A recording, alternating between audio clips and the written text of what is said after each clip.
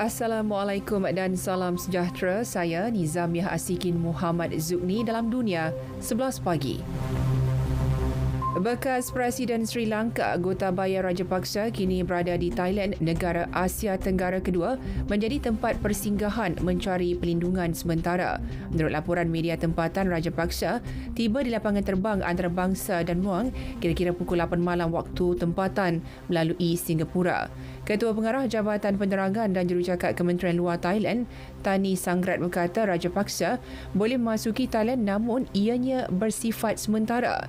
Kerajaan membenarkan Gotabaya masuki Thailand berdasarkan hubungan yang lama terjalin antara kedua-dua negara. China memberi amaran tentang penularan semula jangkitan COVID-19 di negara-negara jiran.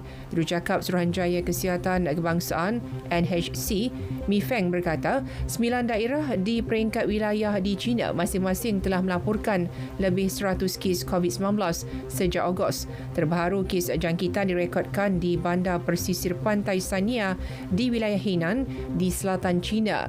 NHC juga mengumumkan bahawa Tanah Besar mencatatkan lebih 600 jangkitan tempatan baharu pada Rabu lepas.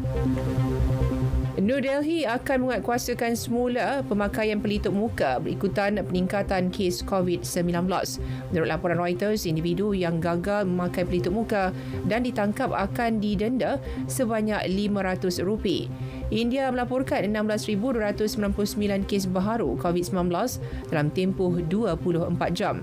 Di New Delhi saja lebih 2,000 jangkitan baharu dicatatkan termasuk 8 kematian, tertinggi berbanding lain-lain negeri dan wilayah di India. Iraq bersetuju membaharui perjanjian bagi menyediakan bahan api kepada Lubnan untuk tempoh setahun lagi. Menurut Perdana Menteri Lubnan, Najib Mikati, ia sebagai pertukaran perkhidmatan dalam bentuk barangan. Lubnan kini sedang bergelut dengan kekurangan tenaga elektrik akibat krisis ekonomi yang dilaluinya. Syarikat elektrik yang dikendalikan kerajaan itu berdepan dengan masalah kewangan yang teruk. California merancang untuk meningkatkan bekalan air sebagai persediaan menghadapi musim kemarau. Menurut Gubernurnya Gavin Newsom, langkah agresif itu perlu memandangkan sumber bekalan air yang semakin berkurangan. Jelas beliau, negeri itu sentiasa berdepan masalah kemarau setiap tahun, namun akan cuba untuk menyesuaikan diri dengan pelan tindakan terbaharu yang dirancang. Bahawa perancangan itu lebih banyak takungan air akan dibina bagi menakung air hujan. Selain mengitar semula lebih banyak air dan menyah garam air laut. Agensi Tenaga Atom Antarabangsa IAEA mendesak agar agensi itu diberi kebenaran untuk memeriksa loji nuklear Zaporizhia di Ukraine secepat mungkin.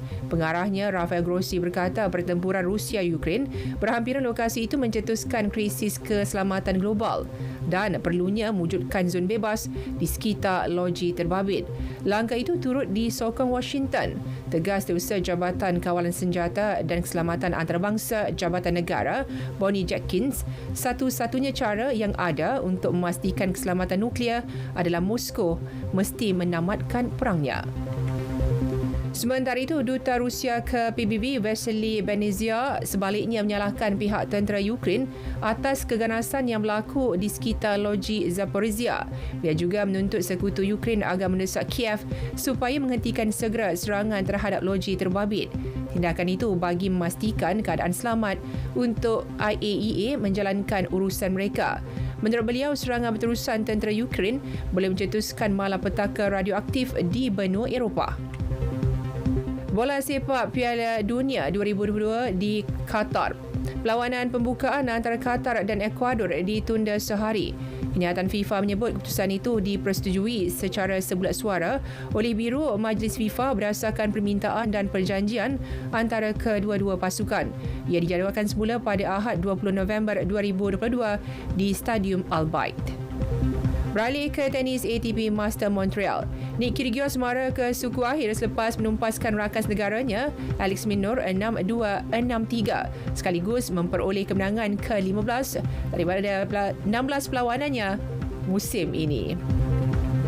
Sekian berita yang disunting oleh Zamzuri Zawawi dari Pusat Berita RTM. Assalamualaikum dan salam keluarga Malaysia.